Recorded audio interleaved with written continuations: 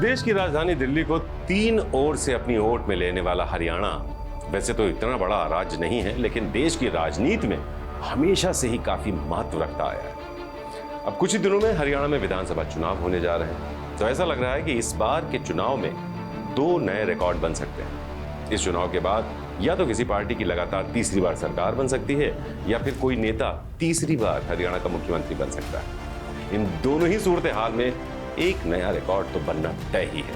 हरियाणा में 5 अक्टूबर को वोट डाले जाएंगे। हरियाणा विधानसभा के चुनाव के नतीजे 8 अक्टूबर को आएंगे। इस बार हरियाणा में किसकी सरकार बनेगी? क्या लगातार तीसरी बार जीत दर्ज करके भाजपा नया रिकॉर्ड बनाने जा रही है, या फिर 10 साल बाद कांग्रेस का सत्ता का सूखा दूर होने जा रहा है? अगर कांग्रेस चुनाव जीती और भूपेंद्र सिंह हुड्डा को मुख्यमंत्री बनाया गया, ये भी अपने आप में एक नया रिकॉर्ड जरूर बन जाएगा। क्योंकि अगर ऐसा किया गया तो हरियाणा में तीसरी बार मुख्यमंत्री पद की शपथ लेने वाले भूपेंद्र सिंह हुड्डा दूसरे ऐसे नेता बन जाएंगे। इससे पहले हरियाणा कांग्रेस में भजनलाल बिश्नोई इकलौते ऐसे नेता थे जिन्होंने 3 बार मुख्यमंत्री पद की शपथ ली थी। 2005 में उन्होंने कांग्रेस को 68 सीटों के साथ एक बड़ी जीत दिलाई, लेकिन आलाकमान ने तब भूपेंद्र सिंह हुड्डा को मुख्यमंत्री बनाया। इसकी वजह यह भी मानी जाती है कि भजनलाल अक्सर कहा भी करते थे कि भजनलाल है तो कांग्रेस है, जबकि हुड्डा कहते थे मैं दावेदार नहीं, उम्मीदवार।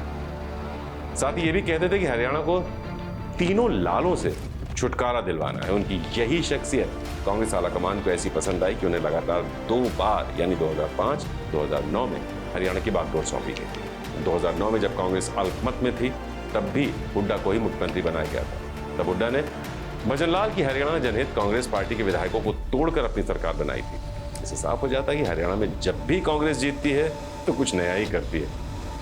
थोड़े से कुछ पन्ने पलटते हैं इतिहास में और आपको बताते हैं कि कैसे पिछले 3.5 दशक की राजनीति में, जी हाँ, हम ये बात कर रहे हैं पिछले 3.5 दशक की, तो इस राजनीति में हरियाणा ने कई सत्ता परिवर्तन देखे और कैसे भजनलाल बिश्नोई तीसरी बार हरियाणा के मुख्यमंत्री बने थे। बात 1991 की है। उस वक्त भजनलाल ने भूपेंद्र सिंह हुड्डा, चौधरी बीरेन्द्र सिंह, राव इंद्रजीत सिंह जैसे दिग्गज नेताओं को पछाड़ते हुए तीसरी बार मुख्यमंत्री पद संभाला था।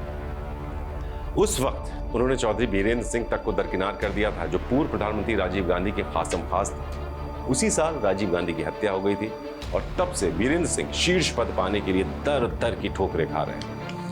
1996 में कांग्रेस सत्ता से बाहर हो गई, बंसीलाल मुख्यमंत्री बने। इसके बाद हरियाणा के तीसरे लाल ताऊ देवीलाल के बेटे ओपी चौटाला का दौर आया और इंडियन नेशनल लोक दल ने भारतीय जनता पार्टी के साथ गठबंधन कर बंसीलाल को सत्ता से बेदखल कर दिया। वो इसलिए क्योंकि शराबबंदी से जुड़े मुद्दे पर भाजपा ने बंसीलाल का साथ छोड़ दिया था। खैर, वक्त गुजरा और साल 2000 आया। ओम प्रकाश चौटाला ने भारतीय जनता पार्टी के साथ गठबंधन करके लगातार दूसरी बार मुख्यमंत्री का पद संभाला। हुड्डा ने तब विपक्ष के नेता के तौर पर अपनी पहचान बनाई और वीरेंद्र सिंह, राव इंद्रजीत, डॉक्टर राम प्रकाश जैसे बड़े नेताओं को लेकर भजनलाल के खिलाफ एक बार फिर से मोर्चा संभाला। तब सोनिया गांधी का खेमा पार्टी के अंदर हो रहे विरोध का सामना कर रहा था। उस वक्त भूपेंद्र हुड्डा हरियाणा के इकलौते ऐसे नेता थे जिन्होंने सोनिया गांधी का साथ दिया। इसके बदले 2005 में उन्हें सीएम पद इनाम के तौर पर दिया गया। हालांकि भजनलाल मुख्यमंत्री पद के लिए मजबूत दावेदार थे, लेकिन आलाकमान ने हुड्डा को हरियाणा की कमान सौंपी और इस तरह वो पहली बार प्रदेश के मुख्यमंत्री बने। आगे बढ़ी।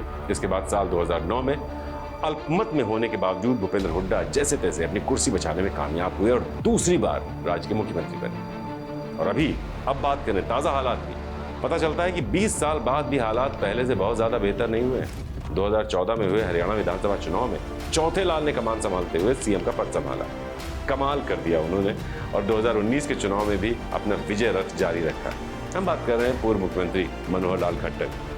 उन्हें भी लगातार 2 बार हरियाणा का मुख्यमंत्री पद संभालने का मौका मिला। हालांकि 2024 के लोकसभा चुनाव से पहले माहौल बदलता देख बीजेपी ने एक स्मार्ट डिसीजन लिया और मनोहर लाल कुर्सी से हटाकर नायब सिंह सैनी को सूबे की कमान सौंपी। मनोहर लाल खट्टर को केंद्र में मंत्री बनाया गया। आगामी विधानसभा चुनाव के लिए बीजेपी सीएम नायब सिंह सैनी के नेतृत्व में चुनाव लड़ने के लिए तैयार है, लेकिन हमेशा की तरह कांग्रेस अब भी अलग थलग नजर आ रही है।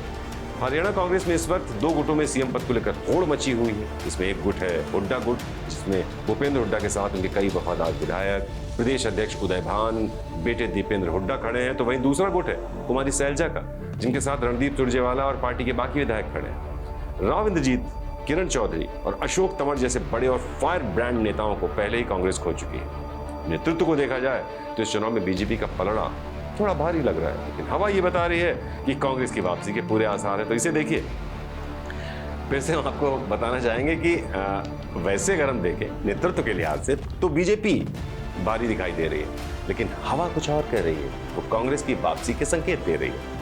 लेकिन पार्टी के अंदरूनी सूत्र ये बताते हैं कि हुड्डा को अपनी ही पार्टी की कुमारी शैलजा से इस वक्त गंभीर चुनौती मिल रही है। हालांकि हरियाणा की राजनीति और कांग्रेस पार्टी में भूपेंद्र सिंह हुड्डा का 3 दशकों तक दबदबा रहा, लेकिन पार्टी के अंदर होने वाली गुटबाजी ने पिछले 10 साल में कांग्रेस को काफी नुकसान भी पहुंचाया।